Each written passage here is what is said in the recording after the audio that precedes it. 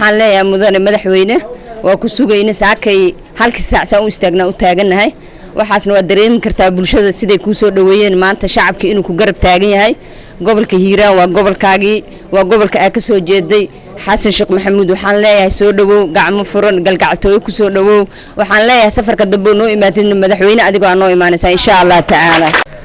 waxaan ku doodaynaa kulleeytaba maanta dhibaatadooda haysataa laakiin madaxweyne soo dhawow waxaan rabnaa wax walba umadu maanta madaxweyne ma tiid xilligaad madaxweynaha ahayd halkan isugu keen dambeysay runtii ummadana ma ahan in meesheeda la taagnaado wixii dhacayna way dhaceen wafdiga oo hogaaminaya madaxweynihii hore ahna gudoomiyaha midowga nabadda iyo dimuqraadiga mudane xasan sheekh maxamuud asagana waa soo dhaweynaynaa si sharaf leh xasan sheekh ha ismadluumin hana iska dhigin mashquul muqdisho inaad joogtanay maanta kuula tahay mataal inaad meenkaagii timid ay u muuqataa waxaan u imaanay dadkayni shacabkayni magaaladayni ayaan imaanay marti kama nihin meeshaan cid walba oo wax walba isku daydane de magaaladayni dadkayni ay imaano waxaan hadda maanta ka cabsanayno ma jirto madaxweyne xasan sheekhna gobolkan waa gobolkiisii waa meeshuu ku dhashay aniga sidoo kaleeto haddaan nahay reer Hiiraan anigoo magacayga iyo magaca gobolka Hiiraan ku hadlaaba waa soo dhaweynaynaa gacmo furan aan ku soo dhaweynaynaa qalbi furan aan ku soo dhaweynaynaa gurigiisii aan ku soo dhaweynaynaa gobolkoo ku dhashay oo ka soo jeeday oo dadkiisu joogaan ku soo dhaweynaynaa Hiiraan aan ku soo dhaweynaynaa Hirshabeelle aan ku soo dhaweynaynaa marka Hirshabeelle aan ku soo dhaweynaynaa aan leeyahay waxa laga yaabaa in la yiraahdo ninkaan Hiiraan kaliya uu madax ka yahay Hirshabeellena xeed Hirshabeellena madaxweynaha amri soo siiyo iyo madaxweyne ku-xigeenkii waxay yiraahdeen wakiilan laga tahay afkayna iyo afka Hirshabeelle afka Hiiraan ku soo dhaweey madaxweynaha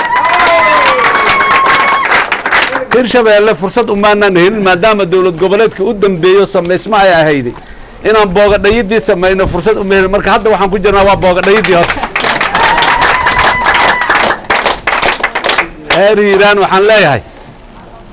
ninkii geeljiraha wuxuu yiri haddaan waxa leeyeen hal soddon qadayaan ceelki keenay haddaan wax hagaajiyo sameeyeen hal soddon qadaya ceelki keenay annagu haddaan waxa leeynayna maamulka Hirshabeellaan dhisnay haddaan wax wanaajinayna maamulka Hirshabeellaan dhisnay iyo kuwa kale oo dalka ka jiro dhamaantood niyadeenu iyo qalbigeenu iyo wanaageenu wuxuu ku saleysnaa kaliya dadkan iyo deegaankan maamul ha yeeshaan iyagu ay maxaan ku leeyihiin iyagu ay doorteen oo iyaga matala mas'uuliyiintii ugu horeysay qaarkood baba joogta haddaba way tagtay kuwa maanta joogana barray tigi doonaan oo kuwa kala imaan doona meeshu waa meel maxaan ku raadaay labadan gobol ee muxuu ah Hiiraan iyo Shabeellada dhexe ay leeyihiin mar walbana dad loo dibadda uga yimid meel kale ka yimiday mana xukumi doono mana maamuli doono labadan gobol oo dad ka tagay